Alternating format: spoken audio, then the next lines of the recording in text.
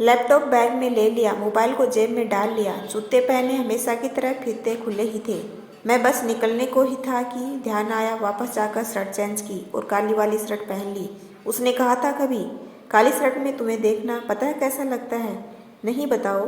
जैसे स्याह आसमान में चमकता कोई सितारा हो जिसे मैं घंटों निहार सकती हूँ और वो मुझे देख बस टिमटिमाता रहता है। पार्क के बाहर गाड़ी पार्क कर मैं अंदर दाखिल हुआ।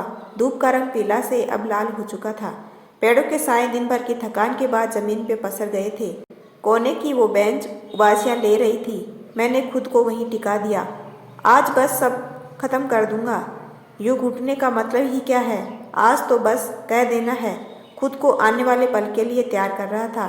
जाने कितनी बार पहले भी कर चुका था। हर बार वो आती थी और बस वो होता है आप रात भर पढ़ो और एग्जाम में क्वेश्चन सारे सिलेबस के बाहर से सारी तैयारी हवा हो जाती है। वो मेरे सिलेबस के बाहर ही थी, पर आखिर कब तक चलेगा यूँ?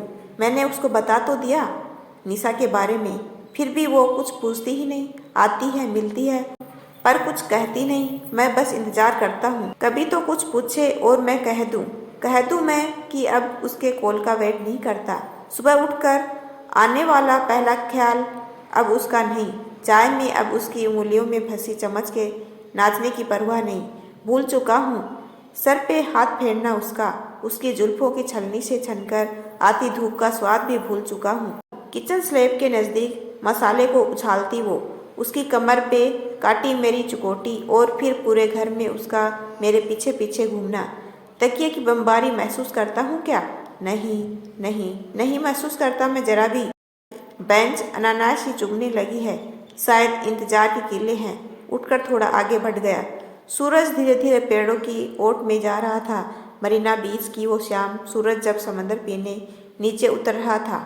हम दोनों लहरों के संग छुआ छुई खेल रहे थे और फिर जब वो ऊंची सी लहर पीछे से आ उसकी कमर को छू गई थी, हैं उसकी वो आंखें क्या मुझे याद आती है? नहीं नहीं यार, आज तो वह खत्म करना है किस्सा। कहूँगा एक बाय और बस।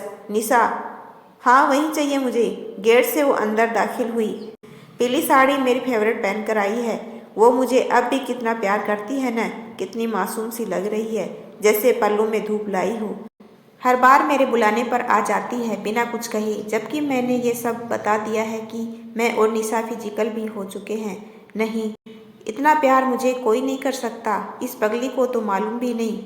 मैं हर बार इसे बाय कहने को बुलाता हूँ। वो अलग बात है कि कह नहीं पाता इसको बाय कहना। नहीं, सब ठीक ही कर लेता हूँ। निशा को कह दूंगा कि अब हमारे बीच सब ठीक हो गया है। इसे कह देता हूँ निशा को छोड़ दिया। हाँ यही सही है। हाय हाय सॉरी, मुझे देर हो गई।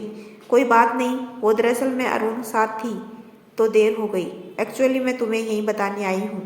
मैं अरुण के साथ मूव कर रही हूँ। आखिर कब तक तुम्हारे सर पर पड़ी रहूँगी? तुम तो मुझे पहले ही छोड़ चुके हो। मैं ही नहीं समझती थी। अब तक सोचती थी शायद फिर से सब कुछ ठीक। पागल हूँ मैं। चलो फाइनली तुम्हें आज़ाद कर रही हूँ। अब तुम्हें मेरे कॉल उठाने की ज़रूरत नहीं होगी। सुबह सुबह तुम्हें उठाऊंगी भी नहीं। चलो टेक केयर। वो मेरे गले लगी, जाने को हुई फिर मुड़ी। राज, हाँ गुड बाय। श्याम धीरे धीरे गेट से बाहर चली गई। उस पार्क में अब मेरे साथ बैठी थी रात, लंबी।